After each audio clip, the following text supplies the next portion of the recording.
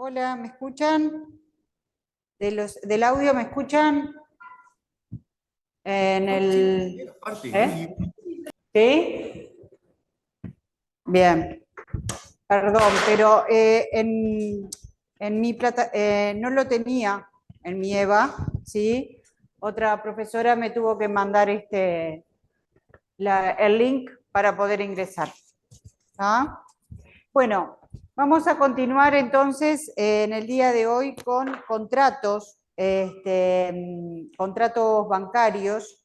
Vamos a hablar y modernas formas de contratación. ¿Bien? Ustedes en la clase pasada habían estado hablando de contratos en general y también hicieron referencia a los contratos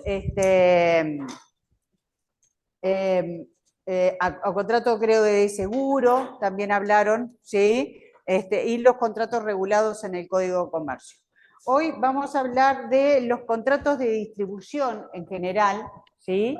Que esos contratos de distribución presentan características de que no fueron surgiendo a partir del siglo XX, surgiendo a partir de las masificación de los productos, de los servicios, de las necesidades del comercio y no tienen una regulación legal.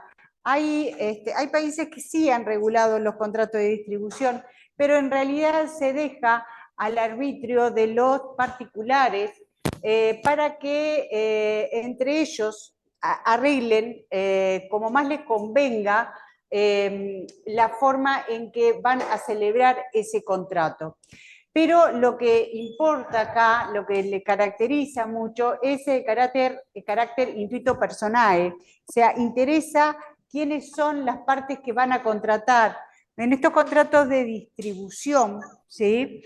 Lo que tiene de importante para el fabricante, el principal o proponente, va a ser la figura del distribuidor, del concesionario, del franquiciado, alguien que está ya capaz, a veces hasta insertado en el mercado, que tiene una solvencia económica, también moral, que tiene conocimientos sobre el tema, ¿sí? Vamos a ver que en estos contratos, que estoy hablando de los contratos de distribución en general, contratos, buen día, buenas tardes, de distribución. En general estoy hablando, las características de ellos, ¿sí? Es que son comerciantes autónomos, o sea que entre ellos va a celebrar un contrato, que vamos a ver las diferentes modalidades de contrato de distribución, ¿sí? Y no hay una relación de dependencia laboral de uno sobre el otro, ¿sí? Son comerciantes autónomos, independencia con autonomía jurídica. Bien, por suerte bien, pude con todo. Con todo. Lo que pasa es que no estaba en el J30, no estaba yo en mi usuario. Me pasó el link otra colega, otra compañera. Entonces, me conecté por WhatsApp, entré al link y pude. Ah, era por eso. Sí, porque no estaba. ¿Está? Bien, sí. Viste que tenés que ser anfitriona para venir. Es que yo no estaba ni siquiera como anfitriona. Ah, era por eso. ¿Está? Sí, pero pude hacer eso. Dale, que pases bien. Gracias. Bueno, les decía que en este caso el fabricante le va a suministrar los bienes o los productos que elabora para que la persona los coloque en un mercado determinado y va a obtener obviamente una ganancia, ese distribuidor, ese concesionario, ese agente, pero son contratos de adhesión. Entonces ustedes van a decir, pero hay una superioridad capaz de un comerciante sobre el otro comerciante, ¿sí? Entre el industrial y el comerciante. Y no, si bien podría decirse son contratos con cláusulas preestablecidas, a veces dependerá el tipo de actividad empresarial que se está llevando a cabo, la posibilidad, buenas tardes, la posibilidad, la facultad de ese contrato de poder modificarlos, ¿sí? pero es obvio que se van a... Este es el antiguo, pero vos este ya lo había ahí. Sí, este era que no tenía calificación. Voy a silenciar a todos porque si no... Porque yo no entiendo todavía. Rendimiento, Esta, por ejemplo, velocidad 2.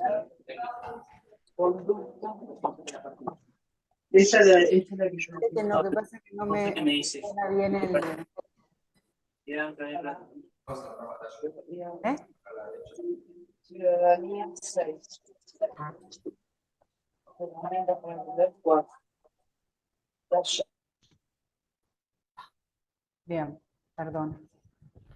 Entonces, yo les decía que, en que que los contratos eran de adhesión, pero se supone que entre ellos es la persona que va a contratar con el fabricante, el principal o proponente, va a querer obtener una ganancia y es un empresario, es un comerciante, se supone que conoce del mercado o se va a interiorizar sobre el tema para antes negociar. ¿Sí? Son contratos que generalmente se pueden estipular plazos, ¿sí? No se agotan en un único acto, sino que son contratos sucesivos, ¿sí? Entonces se puede establecer un plazo prudencial, un plazo largo, ¿sí? Dependiendo del producto o el servicio en que se está brindando. Entonces, en ese caso, al ponerse un plazo y se puede establecer mínimos de venta, que si no se llega a esos mínimos de venta, se rescinde el contrato. ¿Bien? Obviamente que ¿por qué un plazo grande, un plazo prudencial? Porque la inversión que va a tener el distribuidor, el concesionario, el agente, puede ser muy importante. Entonces, a muy largo plazo va a obtener las utilidades, la ganancia y va a recuperar el monto que invirtió. ¿Sí? También se establece el plazo de los pagos, porque nosotros, el distribuidor le va a vender la mercadería o el producto o el servicio al distribuidor, al concesionario, al franquiciado, los plazos que, se estipula para pagar, ¿sí?, la mercadería que está siendo comprada. También se suele establecer pactos o cláusulas de respecto a las zonas.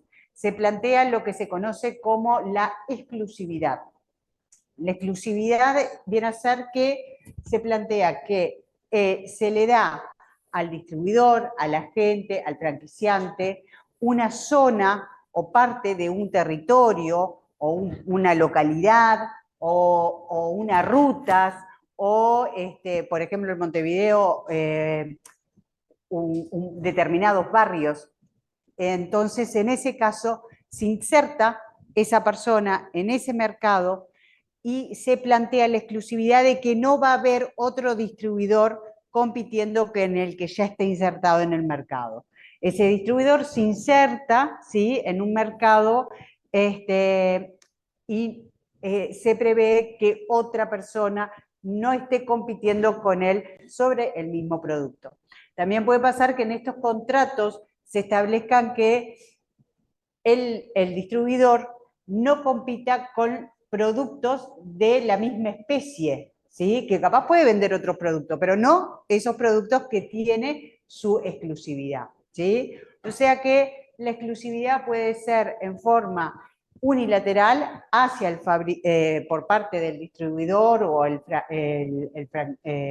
distribuidor o el concesionario, o puede ser bilateral también, que el fabricante, el principal o proponente, se obliga a que no haya alguien compitiendo en la zona que se le dio. ¿Queda claro? ¿Sí? ¿Bien? No existe subordinación, ya lo dijimos, es un contrato intuito personal, son contratos de duración, de ejecución continuada, era lo que yo le decía, que no se agota en un único acto, ¿bien? Si no se estipuló un plazo, con prórrogas, por ejemplo, que se renuevan automáticamente y que si alguien quiere rescindir puede establecerle, comunicarle a la otra parte un preaviso. O sea, si no hay un preaviso para rescindir del contrato, en la práctica la jurisprudencia ha planteado de que por lo menos 6 meses, que no sea la rescisión del contrato de una de las partes hacia la otra, no sea en forma intempestiva, ¿sí? De un momento para el otro. Mira, para la semana que viene o dentro de un mes ya este contrato se rescinde, ¿sí? No continuamos trabajando contigo. ¿Bien? Lo que plantea la jurisprudencia es que haya un preaviso de por lo menos 6 meses previo a la rescisión de ese contrato. ¿Por qué? Por los costos que ha asumido, ¿sí?, cualquiera de las partes, principalmente por parte del distribuidor o del concesionario. ¿Bien? También se prevé, se puede establecer la posibilidad de recompra, ahora que estamos hablando de la posibilidad de rescisión, si en caso de ponerse de acuerdo o rescindirse ese contrato, pero le queda mercadería a ese concesionario, a ese distribuidor.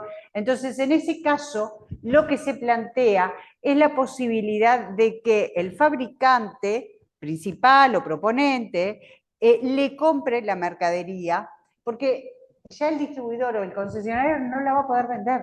¿Por qué? Porque te dan una exclusividad, ¿sí?, del uso de la marca, del nombre comercial quizás, ¿sí?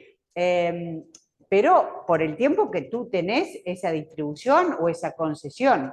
Pero finalizado el término, ¿sí?, ya no podés usarla. Entonces, no vas a poder vender y te quedaste quizás con productos o con bienes, ¿sí?, que ya no lo podés vender. Entonces, en ese caso, se prevé la posibilidad de recomprar por parte del principal o fabricante los productos que quedaron en manos del distribuidor o el concesionario. ¿Bien? ¿Sí? Son contratos de adhesión, ya explicamos, ¿sí?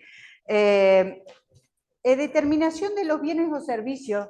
Acá lo que tenemos que determinar bien cuál es el objeto, ¿sí?, cuál es el bien o servicio que se va a otorgar como distribución, ¿sí? Y se fijan mínimos de venta, se pueden establecer mínimos de venta por mes y que da lugar a una rescisión del contrato si no llega a los mínimos de ventas estipulados, establecidos. Alguna vez puede haber un atraso, ¿sí?, pero en mínimos de venta, pero si no llegamos a los mínimos que me exige el fabricante o principal, puede ser una de las causales de rescisión de los contratos, ¿sí? Por otro lado, hay cuestiones accesorias. Por ejemplo, el fabricante tiene que permitirle al concesionario, al distribuidor, ¿sí?, la posibilidad de usar la marca, su nombre, capaz hasta su nombre comercial, transferirle los conocimientos de cómo mantener aprovisionado la mercadería o el bien de que se trata, cómo tiene que exhibirlo, cómo tiene que venderlo, ¿sí?, a qué público va dirigido. ¿Bien? Eso también es importante. Con respecto al precio, generalmente la ganancia que va a tener la distribución es el precio entre lo que compra y vuelve a revender, ¿sí? O puede ser un precio sugerido también, puede ponerlo un poco más de lo que sugiere el fabricante principal. Pero eso también se estipula en el contrato que se realice de distribución, ¿sí? Y la exclusividad, que ya lo planteé con respecto a las partes. Hablé de la publicidad de la marca, ¿sí? Bien. Entonces vamos a hablar de los contratos de distribución, ¿sí? Y acá vamos a hablar de 5 contratos que establece por la doctrina, ¿sí? No, ya les dije, no tiene regulación legal, no hay. ¿Por qué? Porque son contratos que se pueden ir modificando con el tiempo y dependerá del producto, del servicio de que se trate. Bien, si nosotros lo regulamos, lo acotamos. Y la tecnología y los avances y las comunicaciones son mucho más ágiles, entonces cambian constantemente y va más rápido que la legislación. Entonces mejor, ¿sí?, no regularlo y que cada parte quede a criterio, autonomía de la voluntad. Entonces, tenemos el contrato de distribución, propiamente dicho, el contrato de agencia, el contrato de concesión y el contrato de franquicia. ¿Bien? ¿Qué me pueden decir del contrato de distribución?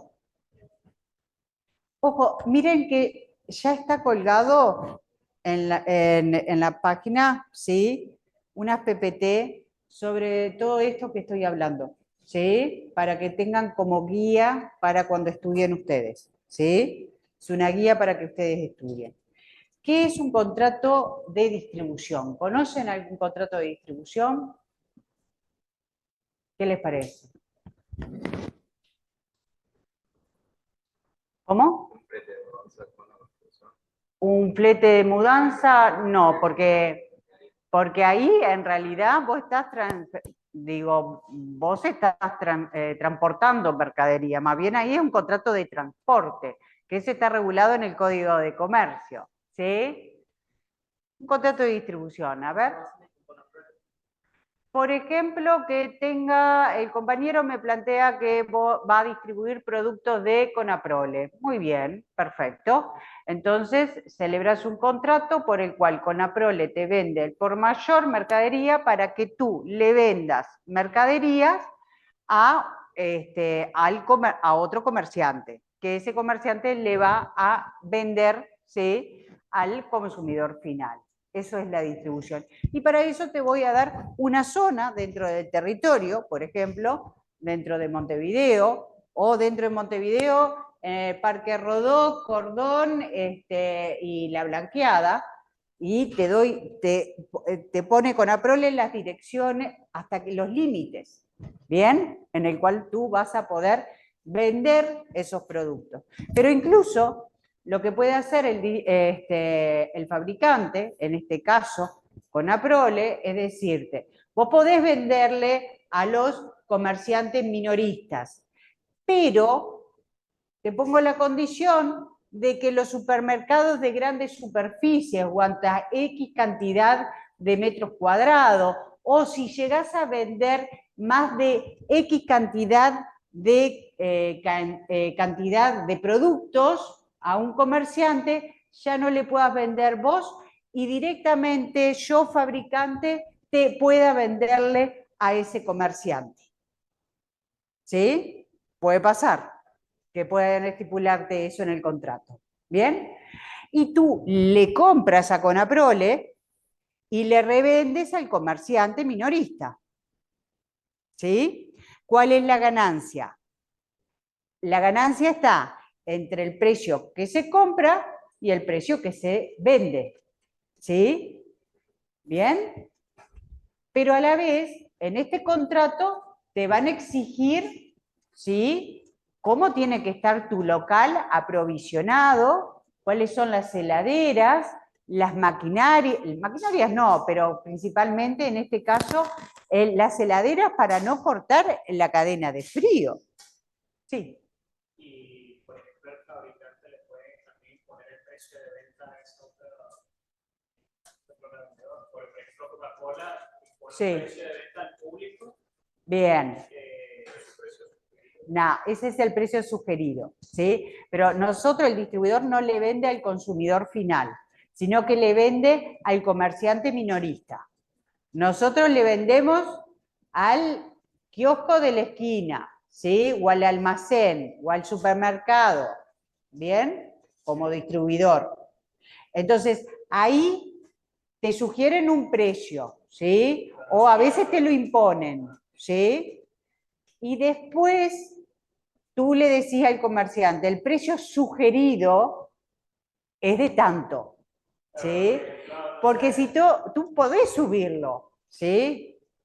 Pero lo que pasa es que vas a estar en otros, compitiendo con otros que tienen un precio que capaz, que están cumpliendo el precio sugerido y no están poniendo un precio mayor, ¿sí? No solo por un tema de competencia en el mercado y eso, sino por hasta por publicidad. Pero Coca-Cola tiene una publicidad de que una Coca 600 sale 70 pesos y la venden en 75 pesos.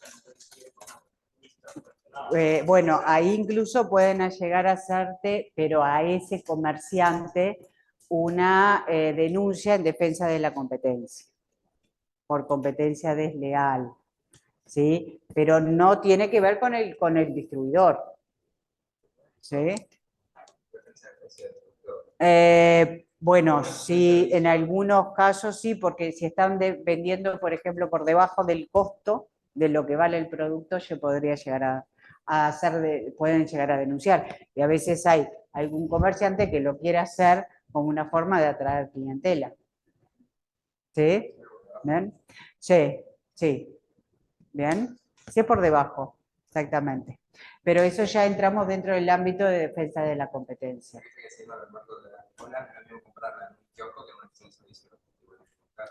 Pero ahí tenés un precio sugerido, ¿viste? En la estación, como tienen abierta las 24 horas, ¿sí? Y bueno, capaz porque vas a las 2, 3 de la mañana y está abierto, bueno, el precio mayor, ¿sí? Eso queda en criterio, pero no está por debajo del precio de mercado, ¿sí? Ni por debajo del costo. ¿Te aclaró? ¿Sí? Generalmente, acá como estoy hablando del distribuidor que no le vende, que no le vende al consumidor final, ¿sí? El precio generalmente está estipulado. ¿A cuánto tiene que venderlo al comerciante minorista? ¿Sí? Y después sugerirle al comerciante minorista el precio. ¿Bien? ¿Queda claro? ¿Sí? Pero también, yo les decía que no solamente te va a controlar que cumplas con el local, en el lugar físico, cómo tiene que estar acondicionado la mercadería, sino que tú vas a estar repartiendo. Entonces, ¿cómo tienen que ser los camiones refrigerados? Y el control que tienen que tener de refrigeración. ¿Cuáles son los productos que tiene que tener ese camión de refrigeración? ¿Para qué? Para no cortar la cadena de frío. Es más, cómo tiene el camión tiene que tener determinada hasta antigüedad, determinados kilómetros, y te lo exigen cambiártelo, ¿sí? Te exigen incluso que lo plotees, ¿sí? Con la marca del producto que vos estás distribuyendo, ¿sí? ¿Me aclaró? Bien. Entonces, el territorio es importantísimo, la exclusividad, bueno, también, yo si estoy distribuyendo con Aprole no voy a poder distribuir capaz de mi competencia, de otro producto que compite con Conaprole. Capaz podemos distribuir o vender otros productos, ¿sí? Pero no los que son competencia con Conaprole. O capaz me exigen la exclusividad, solamente puedo distribuir de Conaprole y no puedo estar vendiendo otros productos siendo un mayorista. ¿Queda claro? ¿Sí? Los plazos, si bien no se puede estipular un plazo, es un plazo prudencial porque tenemos que tener en cuenta la inversión que el distribuidor va a tener, ¿sí? Pero le va a imponer mínimos de venta de los que tiene que llegar. ¿Bien? Si se estipula un plazo y se puede prorrogar consecutivamente, podemos pedir la rescisión siempre con un preaviso. Y si no está establecido un plazo, ya les digo, siempre un preaviso que sea prudencial como para que la otra parte se pueda reacomodar, ¿sí? Por la inversión que está realizando. Queda realizado. ¿Queda claro? ¿Sí? Bien. Elementos de los contratos de distribución, dice mínimo de venta, ¿sí? Los mínimos que impone, dependiendo del producto. La reserva, esto es la posibilidad que tiene el fabricante principal o proponente de decir, bueno, a determinados comerciantes le vendo yo directamente. Era lo que les decía, al supermercado, a supermercados de tantas dimensiones, a ese le compro yo, le vendo yo directamente. El distribuidor no le va a poder vender, ¿sí? Condiciones de venta y fecha de pago, lugar y forma de entrega de la mercadería, era el acondicionamiento y eso. Posibilidad de utilizar la marca del fabricante. ¿Y cuáles son los derechos y obligaciones que tienen ambas, de las partes, no? Bueno, el derecho del fabricante es controlar el cumplimiento del distribuidor de las condiciones pactadas en el contrato, que se le pague, ¿sí?, por el uso, por el precio de la mercadería, el derecho a controlar al fabricante, al distribuidor, ¿sí?, que está cumpliendo con los mínimos de venta, que está cumpliendo con las exigencias impuestas en ese contrato. Y del distribuidor, el derecho que tiene es a la ganancia que está entre el precio de compra y venta, la posibilidad del uso de la marca, del emblema, de la insignia o incluso del nombre comercial. ¿Bien? Y pagar las obligaciones es cumplir con los mínimos de las rentas mínimas pactadas, cumplir en plazo los pagos estipulados, ¿sí? A veces se estipula, a veces, dependiendo del producto, ¿sí? Se puede estipular 10 días, 30 días, 50 días, ¿sí? Pero depende, por ejemplo, del producto. Si es, por ejemplo, chacinado, por ejemplo, podemos tener, ¿sí?, la distribución de Sarubi, por ejemplo. O no sé, Schneck, podría ser. ¿Quedó claro? ¿Sí? Bien. El contrato de agencia.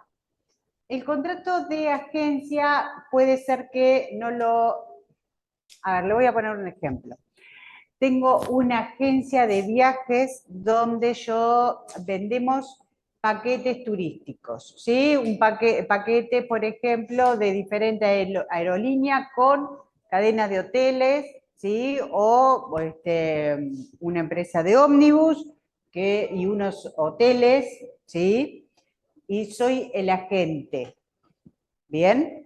O sea que yo acerco a alguien, a un interesado, al principal o proponente, con un tercero interesado en comprar ese paquete y, ¿sí?, obtengo una comisión por ese acercamiento.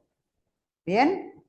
O si, por ejemplo, soy un agente literario.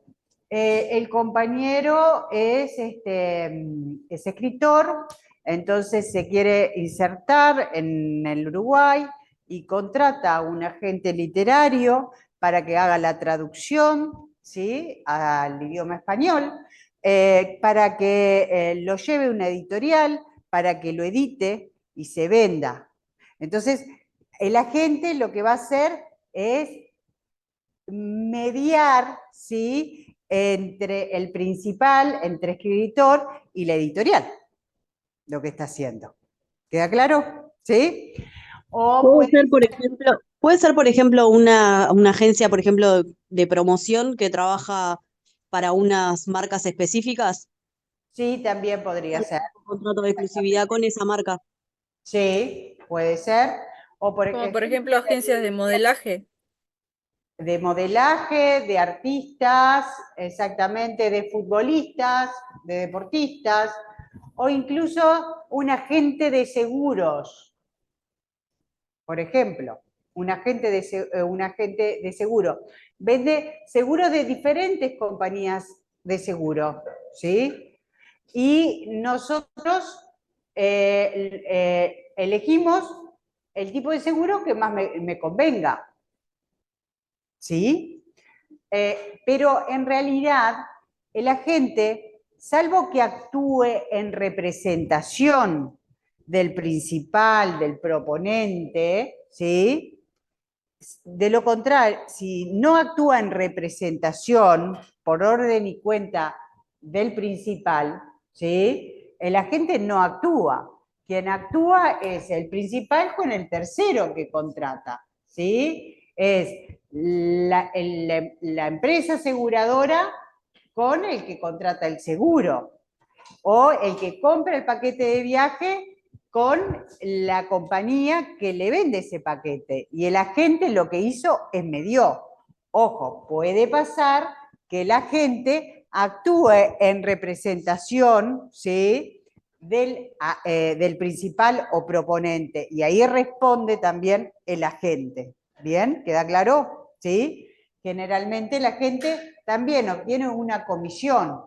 En realidad esto es muy parecido a lo que se conoce como el corretaje, ¿sí? Que el corredor está regulado como contrato en el Código de Comercio. Pero en realidad acá, ¿sí?, no necesariamente actúa, tiene un poder que lo esté representando.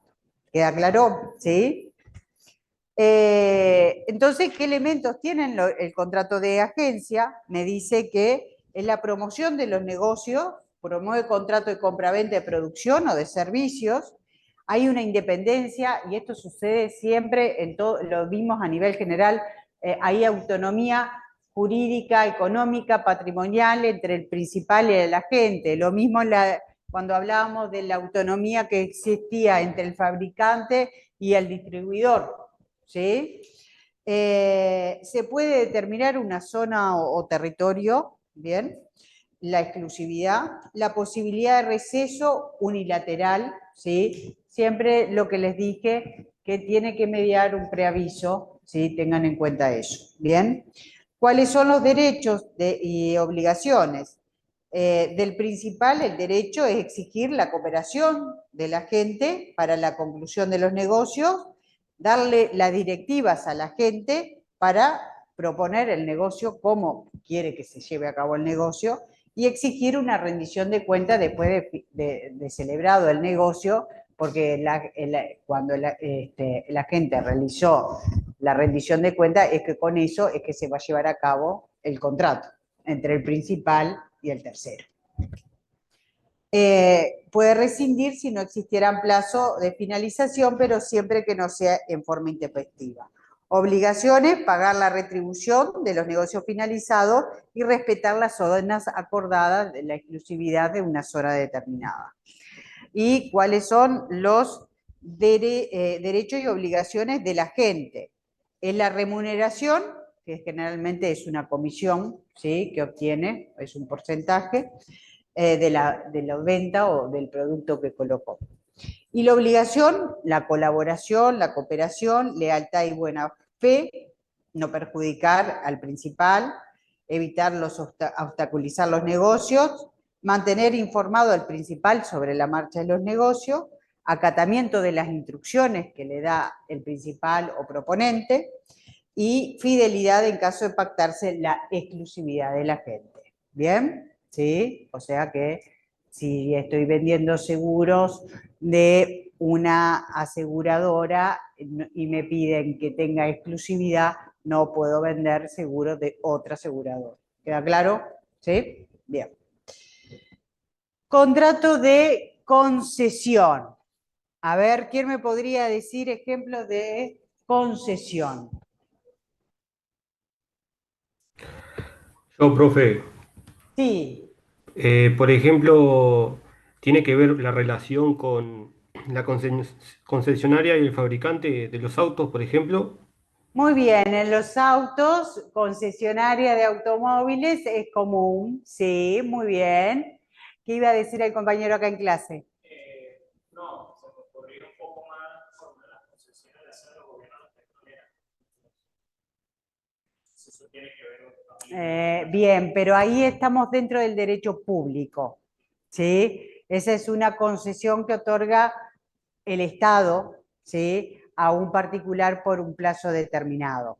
Pero eso entramos ya en el ámbito del derecho público y no del derecho privado.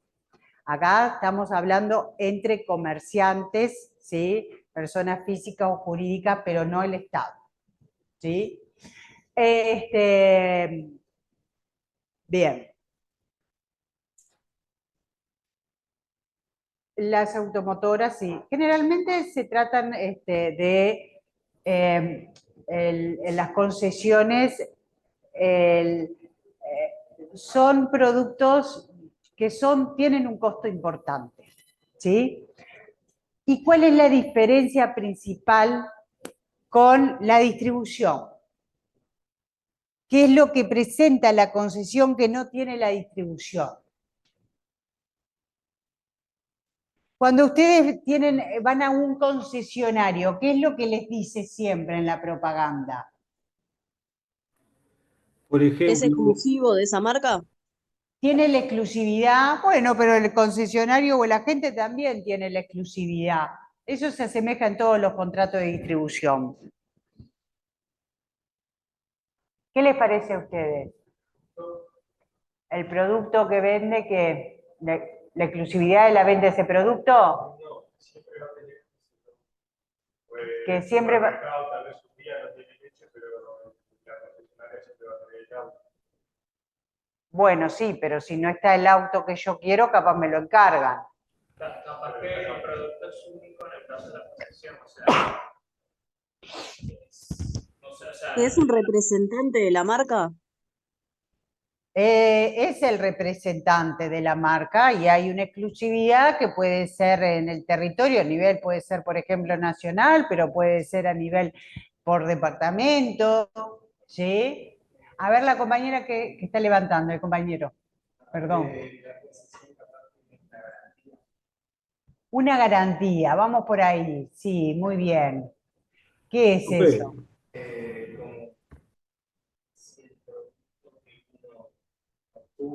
Sí, que compró. un plazo de días, capaz que puede haber una garantía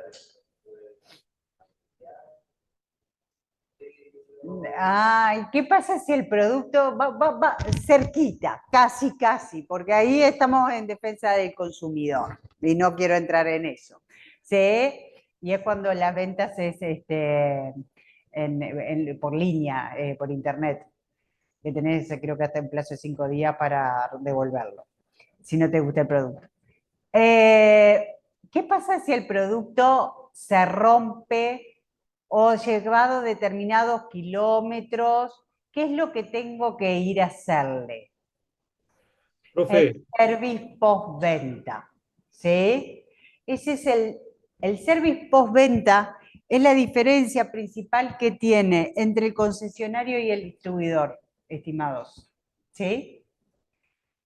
El distribuidor no tiene que brindar un service postventa, ¿sí? Capaz si está roto el producto, como plantea el compañero, compró el producto, se rompió la cadena de frío, poniendo el ejemplo de Conaprol, y la manteca estaba mal, ¿sí? Yo consumidor voy a ir al supermercado, pero el supermercado ¿a quién se lo va a dar? Al distribuidor, y el distribuidor me va a tener que entregar una en buena calidad. ¿Bien? Acá la concesión generalmente estamos hablando para unidades o para productos donde tiene que, cada tantos kilómetros, tiene que brindar un servicio de revisión, ¿sí? Que es el service postventa. Que no quiere, entonces, ese concesionario no solamente va a vender las unidades, sino que también tiene que vender los repuestos, ¿sí? Y a la vez, el fabricante principal va a tener que preparar a las personas que van a trabajar en esta concesionaria para que reparar los coches que están brindándole el servicio postventa. Que no quiere decir que no tengas que pagar por ese servicio. Se paga por ese servicio. Es más, si vos lo haces en un taller que no es el autorizado, perdés la garantía de que tenías de tu automóvil, porque eso está establecido en el contrato, ¿sí? Cuando compras. ¿Bien? Pero Si vas dentro de los kilómetros o dentro del tiempo establecido, hacerle el control y está roto o le falta o hubo un deterioro o hubo un desgaste, como planteaba el compañero, digo, compré un automóvil pero tenía algo que venía fallado, ¿sí? O me lo pueden cambiar por la falla mecánica, capaz me pueden cambiar el automóvil, ¿sí? Que tú se lo vas a dar al concesionario, pero el concesionario después se lo va a dar al fabricante. ¿Queda claro? ¿Sí? O puede ser que tenga que reparar porque se me rompió algo. Entonces, ¿dónde lo tengo que ir a comprar? Al que tiene el servicio postventa, que quizás es el único que tiene eso tipo de modelo para reparar. ¿Queda claro? ¿Sí? Si el Lo que es, si el compañero cubano ahí del salón se compra un auto eléctrico, ¿qué pasaría? ¿qué dijo? No escuché, no lo entendí. Si compras un auto, Eléctrico. bueno, con más razón hoy en día. ¿Qué pasa si compras un auto eléctrico? Eso es un claro ejemplo. ¿Dónde vas a ir a terminar, a ir a repararlo o ir a hacer el service de llegado de los 5.000 o 3.000 kilómetros? A Duración. Muy gracioso. ¿Dónde tenés que ir? ¿Hay algún taller hoy en día? Capaz sí, se están especializando, que reparen autos eléctricos. A ver. Pero el fabricante está en China. Al concesionario que te está brindando el servicio postventa. No te queda otra que ir ahí, en esos casos. Porque aparte es todo electrónico, es todo computarizado, o sea, es con una maquinita que te van a arreglar todo eso, ¿sí? No tocan nada. Es un producto que además es bastante especial, digamos, especializado en este momento. A partir de 10 años ya deja de ser así, pero en este momento es algo que no cualquiera repara, está convencido de reparar. Exactamente, ¿sí? Porque la reparación es a través de una computadora. Digo, salvo que haya un abollón o algo de eso, ¿no? Pero si es en la parte eléctrica, bien, es todo computarizado. Sí.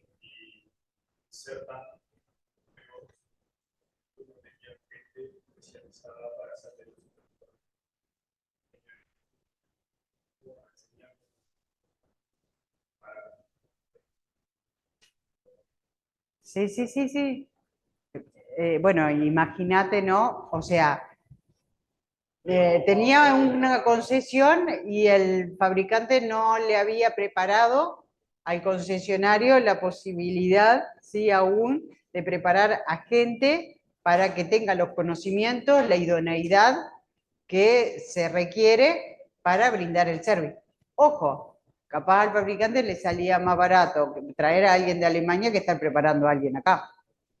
¿Sí? Vaya a saber también, a ver, hay autos de alta gama, ¿sí? Muy caros, que esa concesión la tiene en el Uruguay una sola persona, ¿sí? Y para todo el Uruguay, o quizás para toda América Latina. No sé, depende del producto de qué se trata. ¿Bien? ¿Sí?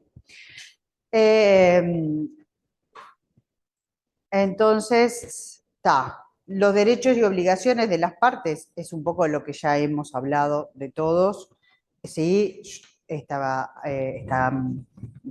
incluso se los planteó la PPT, tranquilo. ¿Quedó claro lo que es la concesión? ¿Sí?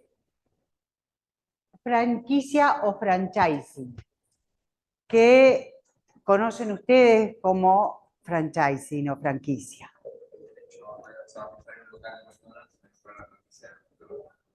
Muy bien, el derecho me dice al local, a utilizar la marca, muy bien, a utilizar la marca.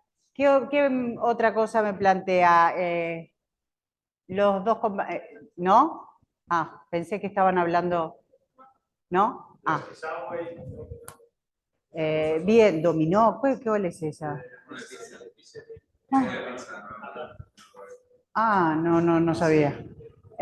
Bueno, puede ser que sea una franquicia entonces, ¿sí? Pero lo que están planteando, ¿algo más que se les ocurra? ¿Sí? A ver, por ejemplo, unas ferreterías pueden ser una franquicia. Unas tintorerías, ¿sí? Un centro de... Los Hábitat y los Red Pagos, por ejemplo, son franquicias. Bueno, puede ser que sea franquicia, muy bien. De la misma marca. Por ejemplo, supongamos Crosser, ¿sí? Que sea franquicia. O Pharmashop, muy bien. O Pharmacity, ¿sí? ¿Super? Ah, no.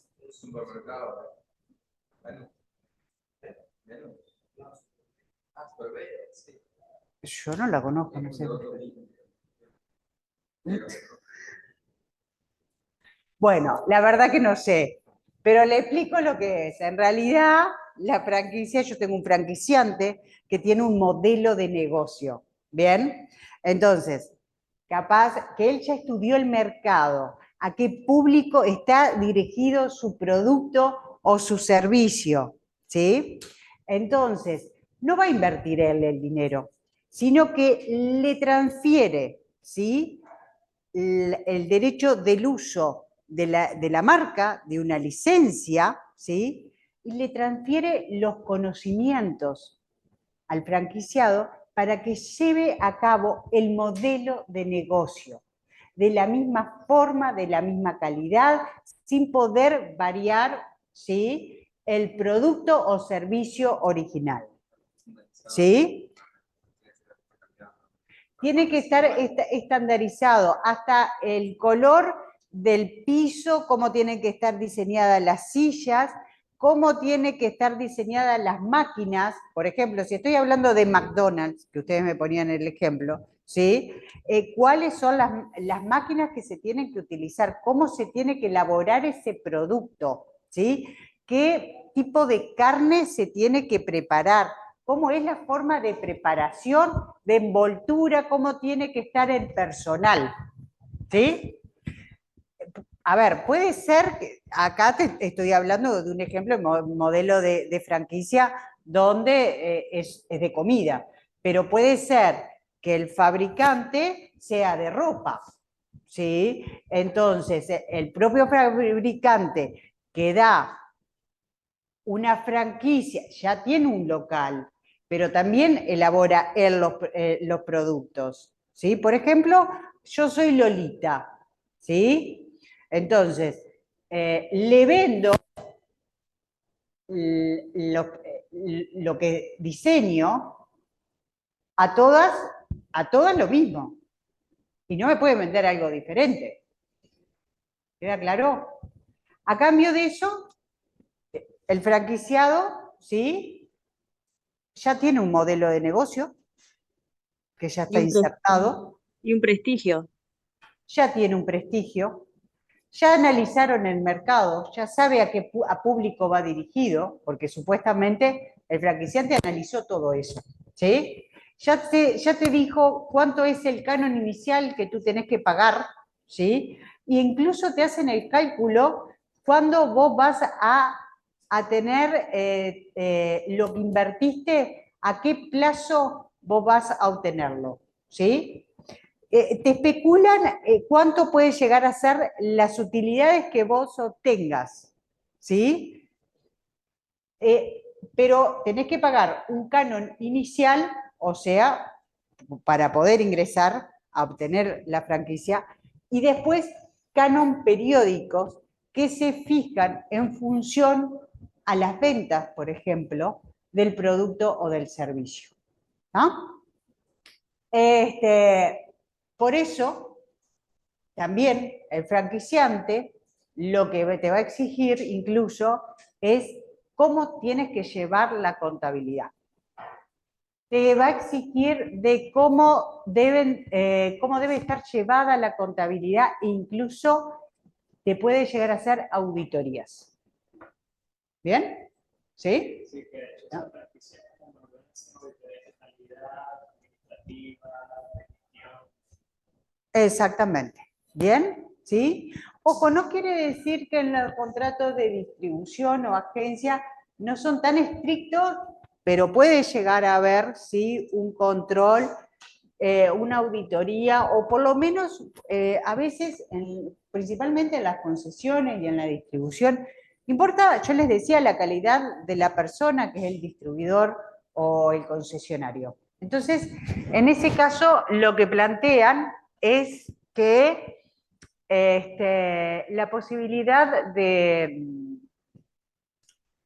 que si cambia de administradores o si cambian los accionistas, le comuniquen al fabricante, porque puede ser causal de rescisión del contrato si cambian determinadas figuras, ¿sí?, que están dentro de esa sociedad y que para el fabricante, el principal, es condición, ¿sí?, porque es esa la persona la que en definitiva prestigia, ¿sí?, a esa sociedad que lleva a cabo la distribución.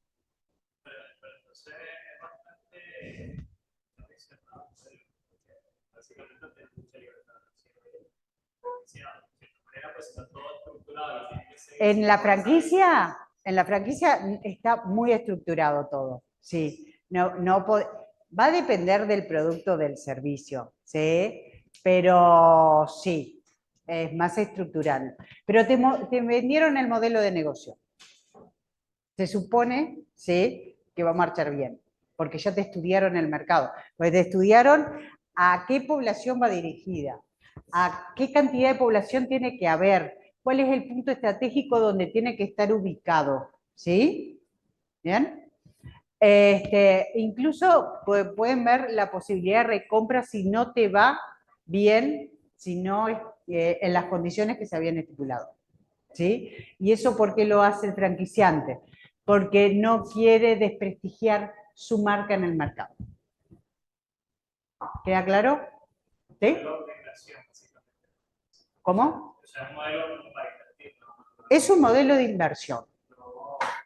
No hay mucho pienso. No hay, exacto, no hay mucho tema de gestión de la empresa, nada. No, no. Exactamente. Sí. Sí. ¿Queda claro? ¿Sí? ¿No hay duda? ¿No? Bien. Bueno, vamos a hablar de los contratos. Bien. Contratos bancarios.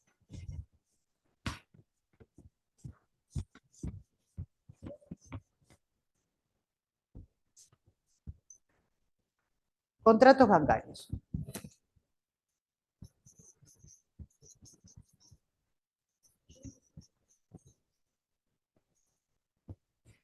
Los contratos bancarios. Antes de hablar de los contratos bancarios, quiero decir que existen diferentes normas, ¿sí?, que regulan las entidades de intermediación financiera. En realidad, la ley que regula las entidades de intermediación financiera es el decreto ley con su modificativa 15.322, ¿sí? Estos son los que regula, ¿sí?, las entidades de intermediación financieras. Ojo, quedan fuera del control de esta ley, del sistema de intermediación financiera, todas aquellas entidades financieras que utilizan recursos propios, ¿sí? Por ejemplo, hay casas financieras que utilizan recursos propios y no de terceros, ¿no?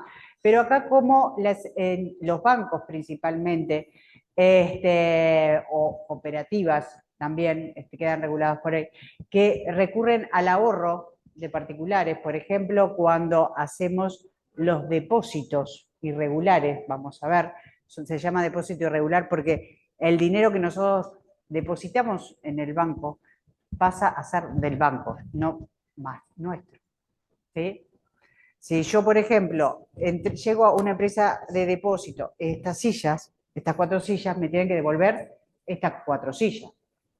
En el banco yo deposité una suma determinada de dinero, adelante, me van a tener que devolver la misma cantidad de dinero, no me devuelven la misma serie de dinero, ¿sí? incluso capaz con intereses.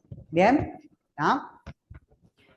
La obligación es tener un encaje legal. ¿Cómo? Tiene la obligación de tener un encaje legal. Sí, los encajes mínimos obligatorios, ¿sí? Eso es la tenencia mínima que tienen que tener entre el activo y pasivo, ¿sí? Por el hecho de que no vaya, y esto fue muy controlado después, ¿sí? Hubo varias modificaciones con el sistema bancario después de la crisis del 2002, ¿sí? Con los encajes mínimos obligatorios.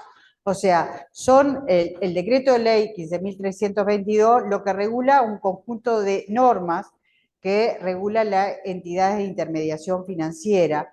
¿Y quiénes son las entidades? Están reguladas en el artículo 2 y 3, ¿sí?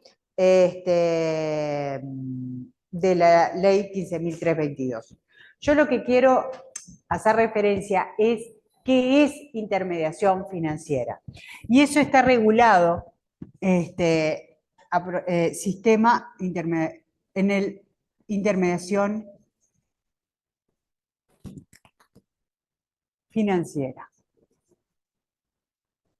Esto está regulado en el artículo 1, inciso 3 de esta ley 15.322. Me dice Profe, acá, ¿podría repetirlo, por favor?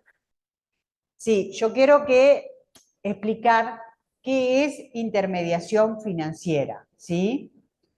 Y eso lo define el inciso 3 del artículo 1 del decreto ley 15.322. Me dice acá, el artículo 1, dice, toda persona pública no estatal o privada que realice intermediación financiera quedan sujetas a la disposición de esta ley. Y los reglamentarias. ¿Por qué reglamentarias? Porque no solamente yo tengo esta ley, sino tengo la Carta Orgánica del Banco Central del Uruguay, ¿sí?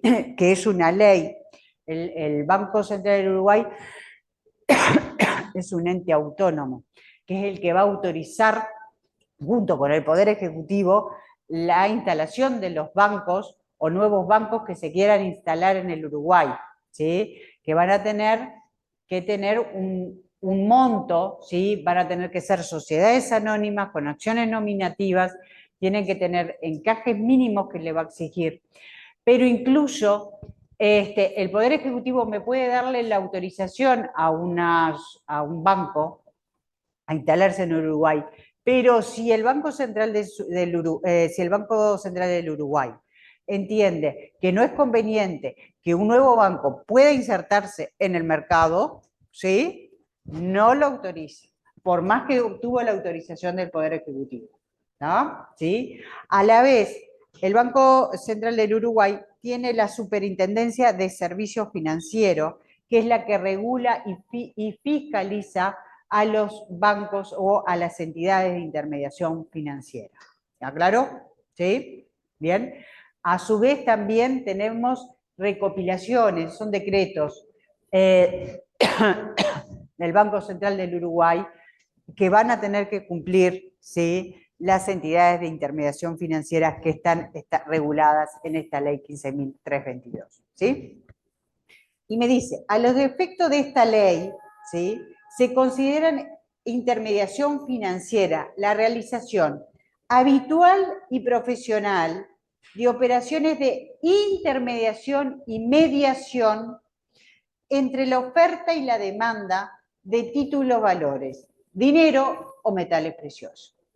O sea que cuando me dice que las entidades de intermediación financiera realizan en forma habitual y profesional, o sea, es su medio de vida. ¿Bien? Eso es la profesionalidad. Y la habitualidad es el carácter,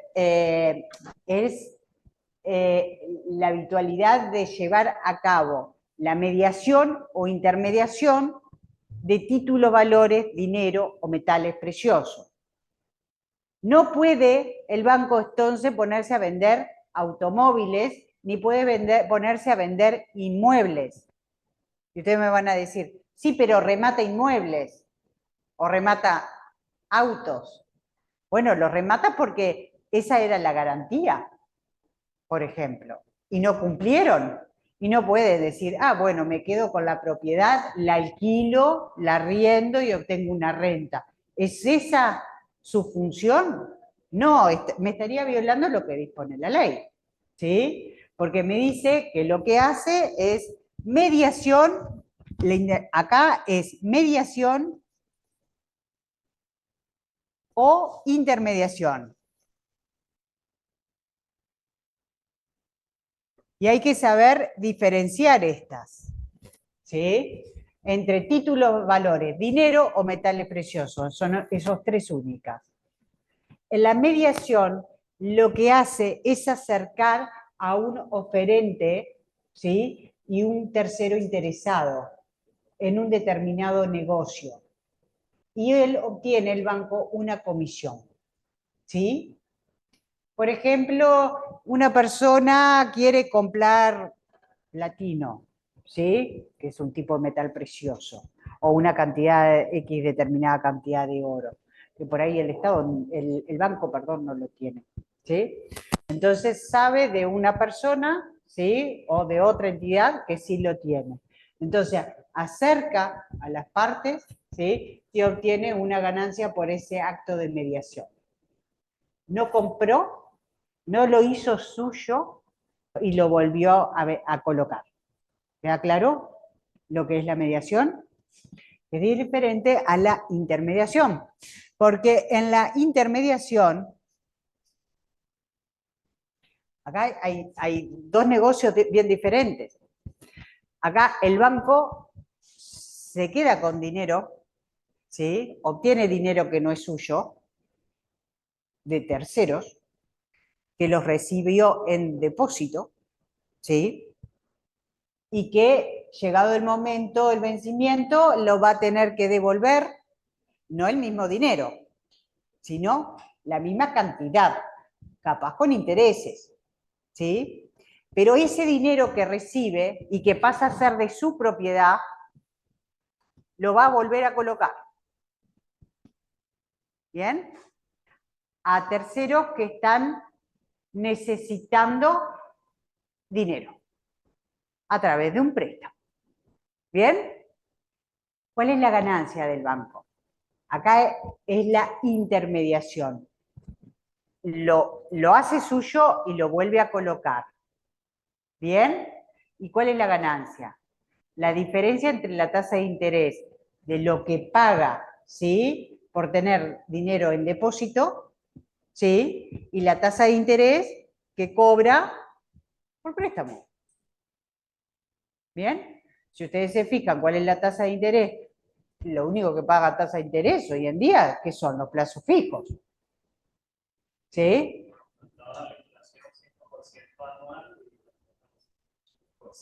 Bueno, muy bien, perfecto, ya está. ¿Sí? Ojo, las tasas de intereses, ¿sí? Los máximos están regulados por ley. ¿Bien? ¿Sí? Que es la tasa media. Pero si tú te atrasás, ¿sí? Tú tenés, además del interés, ¿sí? Los intereses moratorios. ¿Bien? Es un interés que se acumula, ¿sí?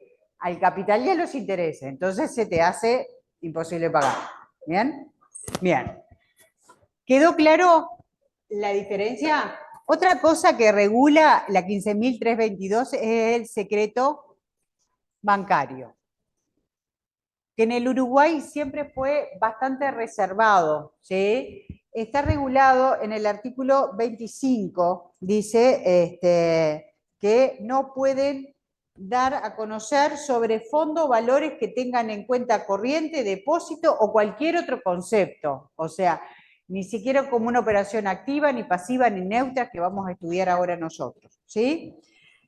Perteneciente a una persona física o jurídica. Tampoco se puede dar información confidencial que reciban de sus clientes no solamente el banco, sino las personas que trabajan dentro del banco, ¿sí? Vieron que ellos cuando le piden, quiero saber una cosa, te piden tu cédula, porque si vos no estás, dice, me ampara el secreto bancario. Yo no te puedo dar esa información porque incurre en una responsabilidad que es regulado acá, en el artículo 25. ¿Bien? Y este artículo 25 establece que puede ser relevadas este relevamiento de secreto bancario, que es una especie dentro de la modalidad secreto profesional, el secreto bancario, ¿sí? Como tendrán ustedes cuando sean contadores, licenciados en administración o economistas, el secreto profesional, ¿sí? Cuando lo pida por escrito la justicia penal o el juzgado competente en materia de pensiones alimenticias, ¿sí? O sea, el juzgado de familia, ¿no?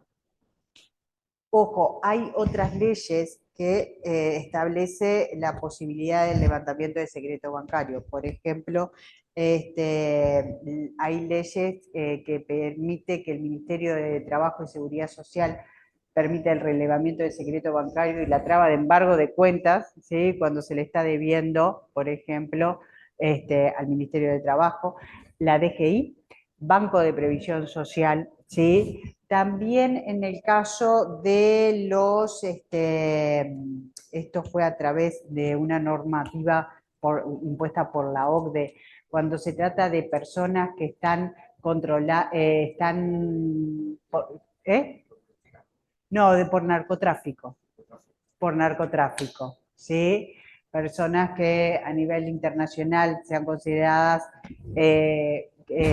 tengan características de que están buscadas por narcotráfico, se pueda pedir el levantamiento del secreto bancario, ¿sí? ¿Queda claro? ¿Bien? Entonces, vamos a hablar de los contratos bancarios. Y yo le decía que las operaciones bancarias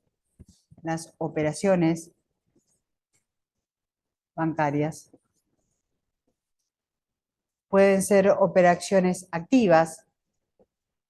El banco viene a ser acreedor, ¿sí?, del tercero. O puede ser pasivas. El banco es el deudor frente al tercero, ¿sí? O neutras. O sea, el banco ni es acreedor ni es deudor, ¿sí? Este caso, neutras, por ejemplo, Cofrefort, ¿sí?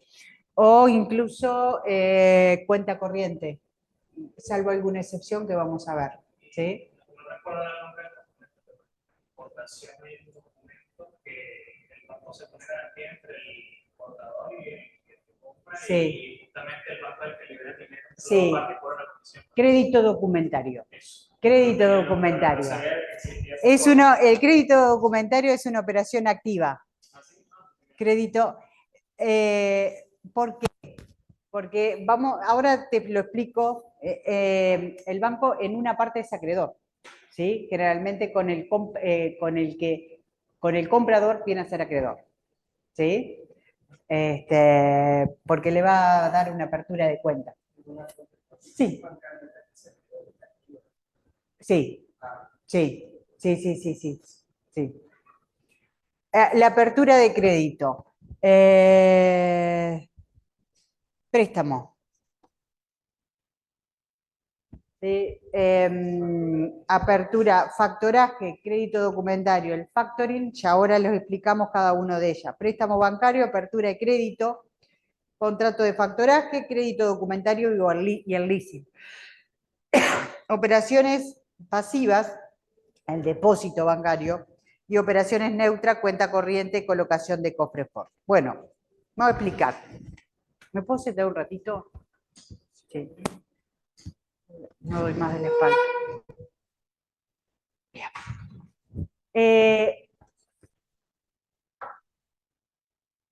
Préstamo bancario. ¿Cómo me podrían definir ustedes el préstamo bancario? ¿Me ven los alumnos? Sí, sí me ven. Sí. Bien. ¿Qué es el préstamo bancario?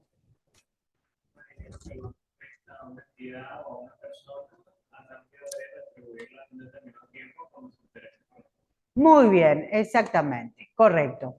Puede ser que sea en una sola partida, ¿sí?, el pago, o puede ser amortizable, que tú me dijiste es en cuota, ¿sí? Eso que es en cuota es que es amortizable. pero puede ser en una sola partida que pague el préstamo esa persona. O sea, el banco le entrega dinero, ¿sí? Que puede ser con garantía o no, puede ser con una garantía personal o real, o sea, con una fianza personal o real, un bien mueble o inmueble, por ejemplo, un automóvil, o más bien un inmueble, o hacemos un contrato de hipoteca, ¿bien? ¿Sí? Y se realiza un contrato de préstamo con la posibilidad de esa persona física o jurídica devolverla, esa suma de dinero más los intereses, ¿sí? En una sola partida o en forma amortizable, o sea, en cuotas. ¿Bien? ¿Sí? Llegado junto con el monto, me va a pagar los intereses, ¿verdad? Si es amortizable, generalmente primero se paga en los intereses y después el capital. Eso va a depender de cómo lo negocien, ¿sí? Pero no creo que el banco te vaya a negociar primero pagar el capital y después los intereses, ¿sí? Porque si vos te atrasas en una cuota, ¿sí? El capital siguió, entonces se genera un nuevo interés. Si vos vas pagando el capital, entonces vas reduciendo la tasa de interés. ¿Me expresó? ¿Sí? Pero bueno, eso queda a criterio, eso no es importante. ¿Sí? ¿Queda claro lo que es entonces el préstamo bancario? ¿Sí? Bien. Apertura de crédito.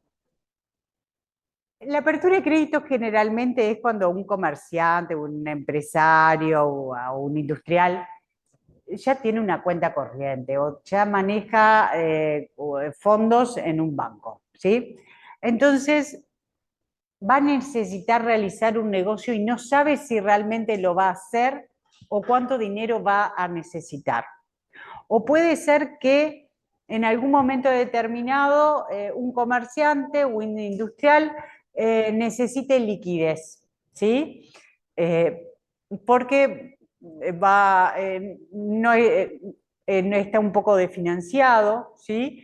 Y porque, bueno, se vienen las fiestas y quiere comprar mayor mercadería y va a ver si consigue mejor precio, pero no tiene dinero para poder comprar a un mejor precio. Entonces lo que hace es pedirle al banco que ponga a disposición en su cuenta corriente una determinada suma de dinero, ¿sí? Entonces, esa es la apertura de crédito. Y puede ser que el sujeto, la persona física o jurídica, la utilice o no. O sea, el banco pone a disposición esa suma de dinero. ¿Ah? Pero puede ser que la utilice en una sola partida o puede ir en forma escalonada o en varias partidas, ¿sí? O puede ser que no la utilice, ¿sí? Y si no la utiliza, no me va a cobrar una tasa de interés. Si la utiliza, sí, va a cobrar la tasa de interés. Y cuanto yo saque dinero de esa apertura de cuenta, me va a hacer firmar un vale. Más allá de que capaz hasta me pidió ya la garantía, ¿no? ¿Bien? Pero, ¿en qué me van a decir? ¿Pero en qué se diferencia esto? ¿En qué se diferencia, Rosana? La apertura de crédito del préstamo. Que en el préstamo, yo una vez que lo solicité, ellos me estudiaron, ¿sí? Los plazos, las amortizaciones, las garantías, me estudiaron todo, y después yo no me puedo arrepentir. ¿Bien? O sea, toma el dinero, ¿no? Ahora ya me lo estudiaste, ya me lo solicitaste, ya quedó aprobado, ahora esto queda obligatorio. En cambio, en una apertura de crédito, capaz es menor el monto que un contrato de préstamo, ¿sí? Pero ojo, hay aperturas de crédito de $1 millón, depende del giro o actividad, ¿no? Entonces, puede ser que me pongan a disposición, ¿sí? Dinero en mi cuenta y yo voy a librar cheques y voy a poder pagar, ¿sí? ¿Por qué? Porque tengo esa apertura de cuenta. Y bueno, por eso yo te decía que generalmente acá ya la persona física o jurídica que trabaja con el banco y ya lo conocen, ya saben el riesgo crediticio que tiene o la solvencia que tiene ese sujeto. Claro, porque no es lo mismo que el banco le preste a alguien que tiene más pasivos que activos, que ahí sí es... Y bueno, yo calculo que ahí no... O que se lo preste a alguien que simplemente sus activos sean Men- bastante líquidos, porque tiene deudores desde hace no sé cuántos días y necesita plata para pagar sueldo. Bueno, muy probable que en esos casos te van a pedir los 3 últimos estados contables. ¿Sí? ¿Bien? Por eso estudian previamente. Totalmente. Son dos situaciones muy distintas Sí. que una sí y la otra, ¿no? Después están ustedes que cómo trabajan con esos estados contables. ¿Qué es lo que presentan? ¿Bien? ¿Sí? Bien. El factoring o el factoraje. Bien, el factoring está regulado por una ley a partir del artículo 45 y siguiente, que es la ley 16.774. ¿Sí? En el ejemplo que planteaba el compañero, el compañero decía, no, vio en la contabilidad el banco que tiene una cartera de créditos a cobrar, ¿sí? Que no le han pagado. ¿Sí? Entonces, ¿cómo te haces vos comerciante de liquidez? Cediendo esos créditos. ¿Bien? Claro, si tú tenés una cartera de clientes, ¿sí? Pero esos clientes son personas físicas o jurídicas que no tienen mucho estudio en el mercado de quiénes son, y bueno, va a analizar el banco esa cartera de crédito que vos te va a comprar. ¿Bien? ¿Sí? Porque vos podés comprar créditos presentes e incluso futuros que se vayan a generar. ¿Sí? Pero por supuesto que si vos lo que vendés, lo que tenés para cobrar es $1.000.000, te lo va a comprar mucho menos. ¿Sí? Te lo va a comprar a menor costo. Porque va a analizar, estudiar, primero que todo, el plazo que tiene de retorno de ese crédito, los plazos que tienen para pagar. Y también van a prever los que van a ser incobrables. E incluso se puede prever en el factoraje, ¿sí? Que en los casos que el banco no pueda cobrar el crédito, se lo pueda cobrar al que se dio el crédito. ¿Queda claro? Exactamente, exactamente. Exactamente. ¿Queda claro? ¿Sí? Entonces, se hace a través de un contrato de cesión de crédito y se tiene que comunicar al tercero cedido. El tercero cedido es el tercero que tenía que pagarle a este sujeto y que cedió, transfirió la cartera de crédito. ¿Sí? Para que le pague a la entidad de intermediación financiera. Es muy común, por ejemplo, la cesión de créditos de las tarjetas, de los créditos a cobrar que tienen los comerciantes de tarjetas de crédito, ¿sí? Las presentes e incluso las futuras, porque ahí sí el banco no asume ningún riesgo, porque sabe que las tarjetas de crédito al comerciante le tiene que pagar lo mismo que a él, ¿sí? En función de las cuotas pactadas, los plazos estipulados, ¿sí? ¿Bien? Ahí lo que tiene es que si yo le cedo mis carteras de créditos a cobrar de tarjetas de créditos, me voy a insolventar rápidamente. Porque si yo cedo todas mis carteras de créditos, de tarjeta de créditos, todos manejan, todo se compra con tarjeta. Entonces, ¿qué dinero voy a tener yo para comprar mercadería? Capaz estoy solvente en el momento que me dan la plata, pero en poco tiempo ya no voy a tener más nada y no voy a tener para comprar mercadería. ¿Sí? O sea, así que hay que tener cuidado.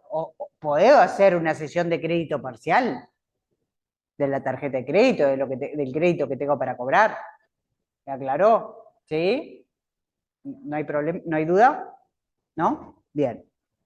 Eso es el factoring. El crédito documentario. Yo le decía que le iba a hacer una esquemita.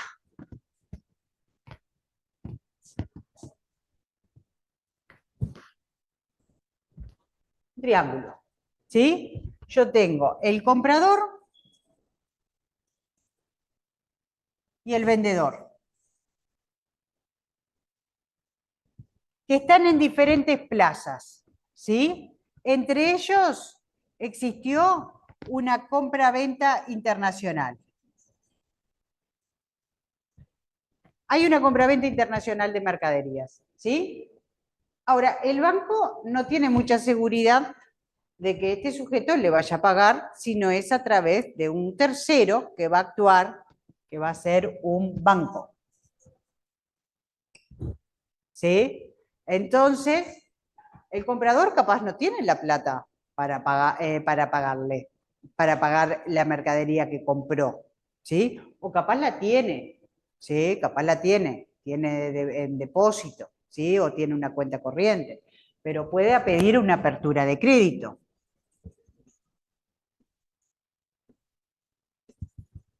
O puede pedir un préstamo, o puede tener dinero, ¿sí?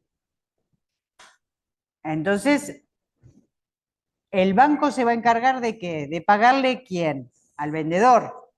Le va a pagar al vendedor.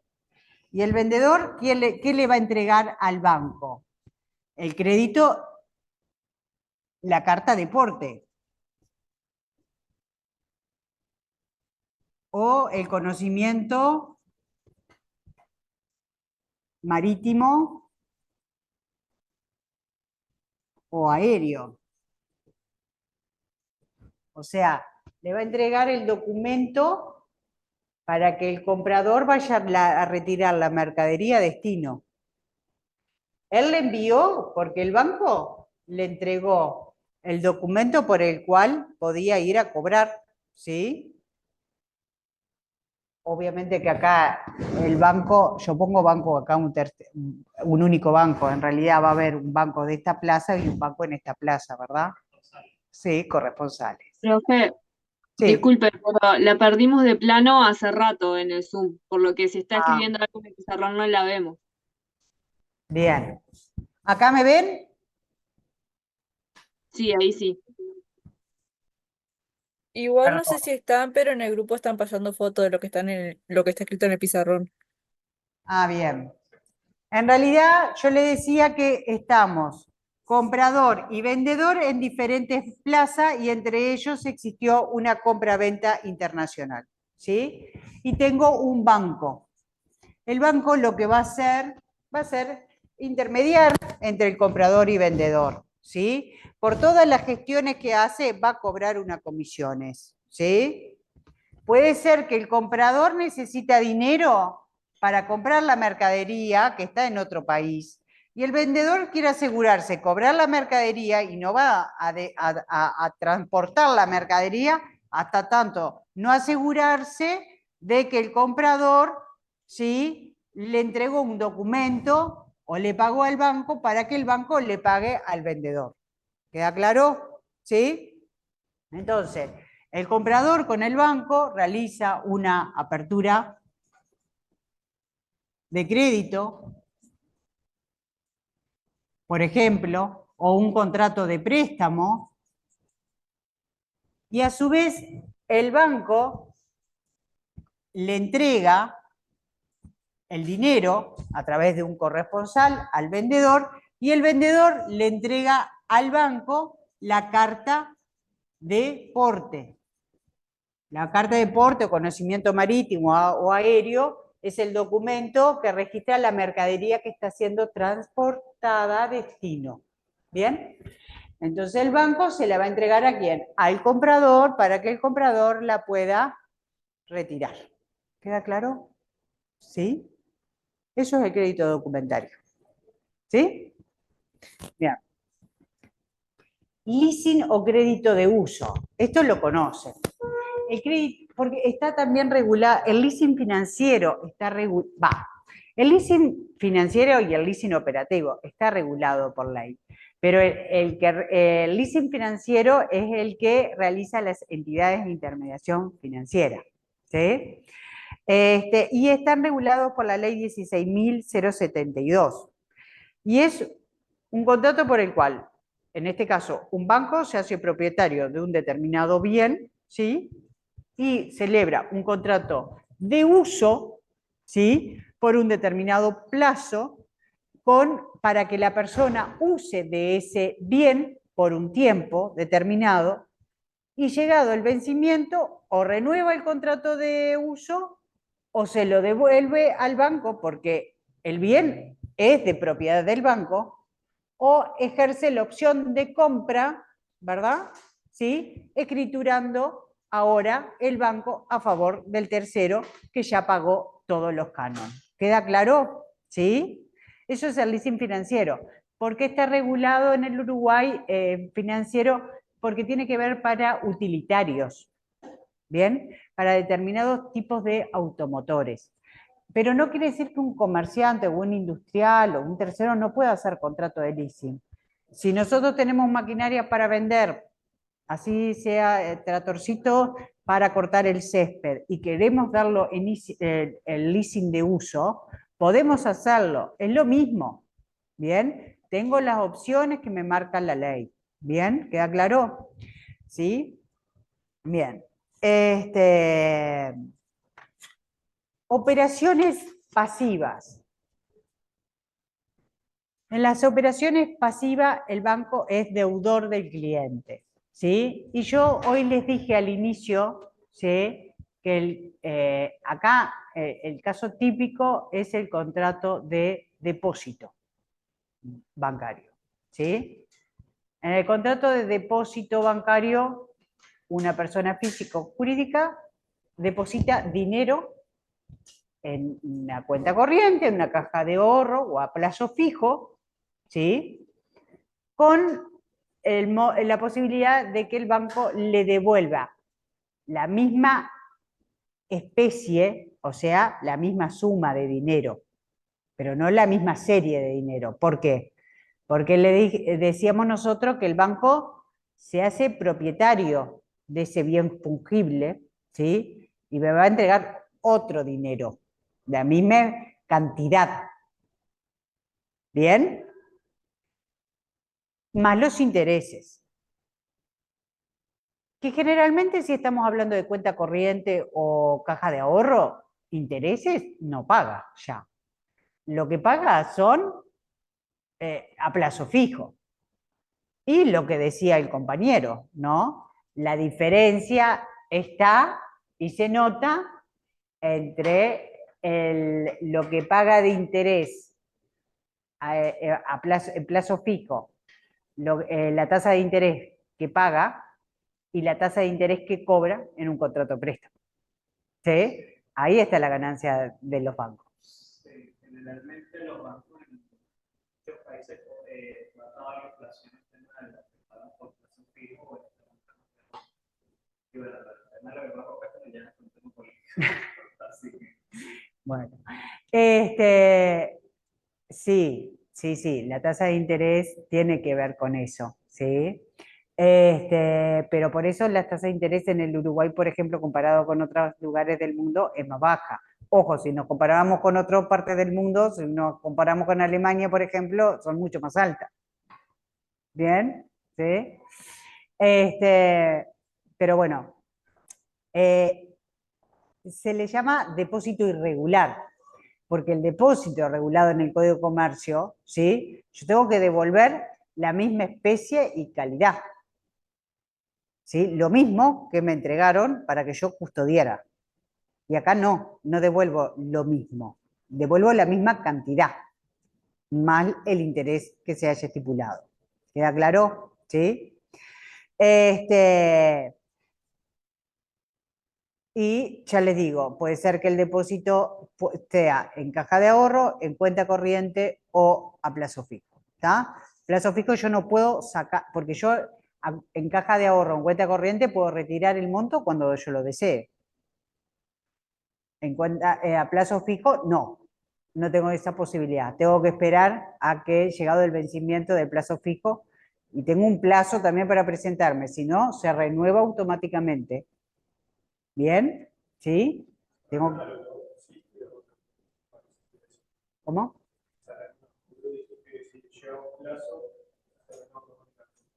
Con los intereses. Sí. Puede llegar a hacerlo. Sí, sí. O sea, que depende de cada banco y lo que hayas estipulado. ¿Sí? Bueno, por eso la tasa de interés es bastante baja. Sí, sí. Salvo que tenga...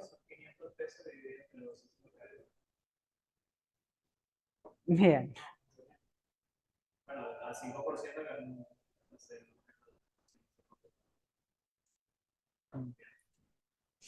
Bien. O sea, no, vivir de intereses no existe en el Uruguay. Sí, muy grande. Bien. Bien. Operaciones neutras. El primero que me sale de operación neutra es el Cofrefort, ¿sí? En este caso el banco tiene cajas de seguridad custodiadas en un lugar especial, cosa de que sea bastante impenetrable poder ingresar ahí, ¿sí? Y las personas interesadas en tener un Cofrefort quieren tener protegidos determinados bienes, ¿sí? Por el cual arriendan esos cofres de seguridad, que el banco no sabe lo que nosotros tenemos depositados en esas Cofrefort. ¿Queda claro? ¿Sí? Hay dos sistemas de llaves para el cual nosotros podemos ir, ¿sí? Nosotros tenemos una llave y el banco tiene otra, ¿sí? Para poder abrir tiene que ser las dos llaves, si no, no se puede abrir, ¿sí? O es a través de una combinación que solamente puedo entrar con una de las llaves a un sector, que es la llave que tiene el banco, y después la llave de mi cofre, que solamente la tengo yo, ¿sí? Que capaz hoy en día no es una llave, es a través de un código de seguridad. ¿Queda claro? ¿Sí?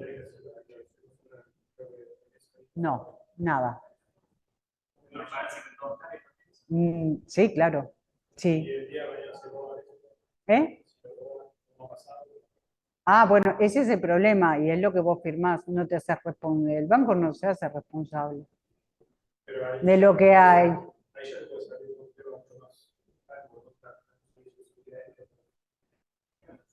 Bueno, pero siempre tenés, siempre hay un margen, ¿sí? De salvaguarda al banco, porque algo puede pasar. No ser responsable, pero después en realidad sí puede llegar a ser responsable. Sí, claro que sí. ¿Sí? Sí. Pero bueno, pero hay más seguridad que no te lo vayan a robar en un banco, ¿sí? Ojo, ahí ahora no necesariamente tiene que ser un banco, por ejemplo, el Cofrefort, ¿sí? Porque puede ser entidades que no realizan actividad de intermediación financiera que también que puedan tener Cofrefort, ¿sí?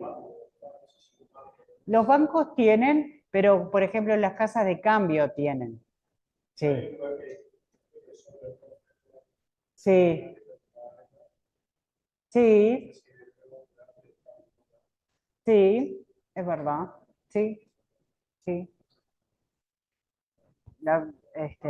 No, las veces que he ido a abrir Cofrefort, las veces que he ido a abrir, voy con un escribano, ¿sí? Para labrar acta de qué me encuentro, ¿sí? Y voy con el titular o con los herederos, y generalmente no me encuentro con mucha cosa que los títulos de propiedad, alguna joya, dinero, y ojo con el dinero, porque el dinero de esas cajas a veces se rumbra y el dólar ya no sirve rumbrado, ¿sí? Tengan cuidado. ¿Bien? ¿Sí? El dinero en sí propiamente tratado de cambiar. Exactamente, pero hay personas mayores que guardaban. Bueno, sí.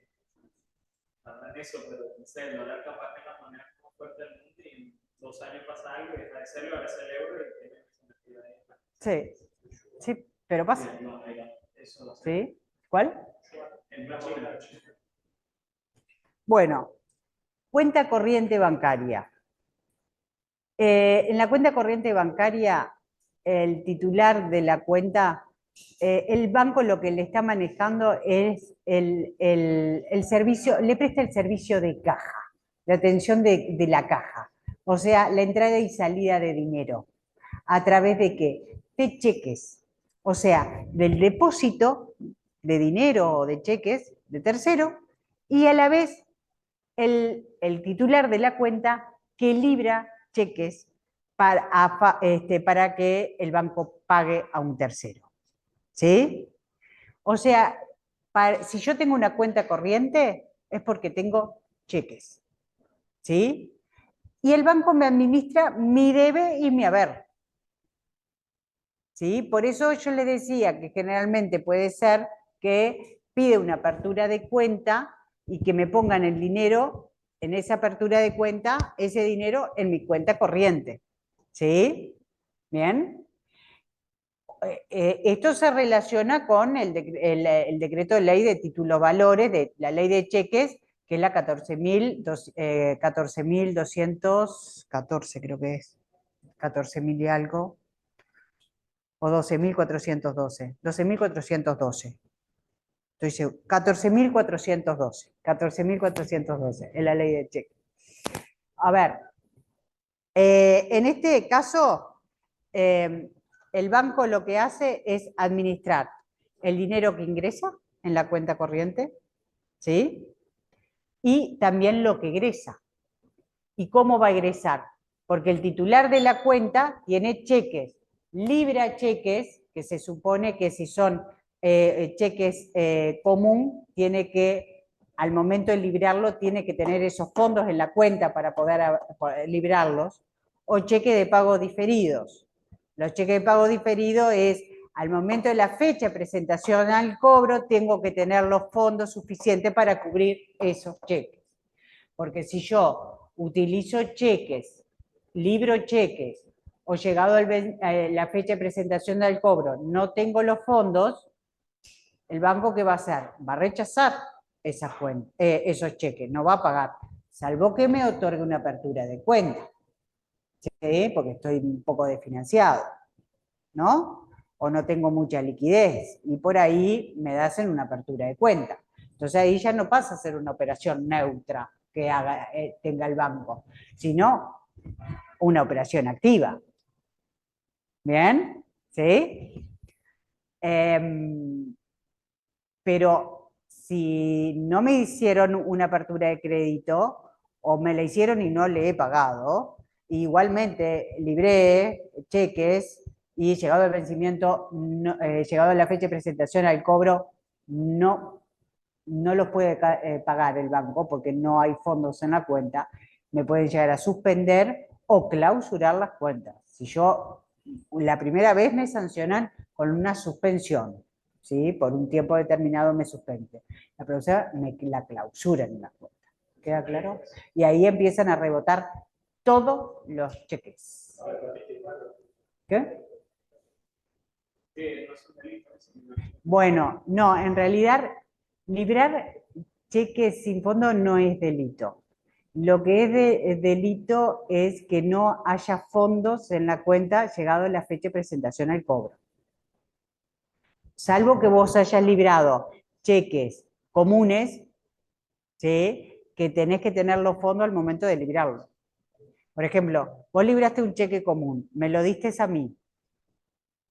Hoy me lo diste, mañana me voy a ir a presentar, porque se supone que es un cheque común que vos tenés los fondos en la cuenta.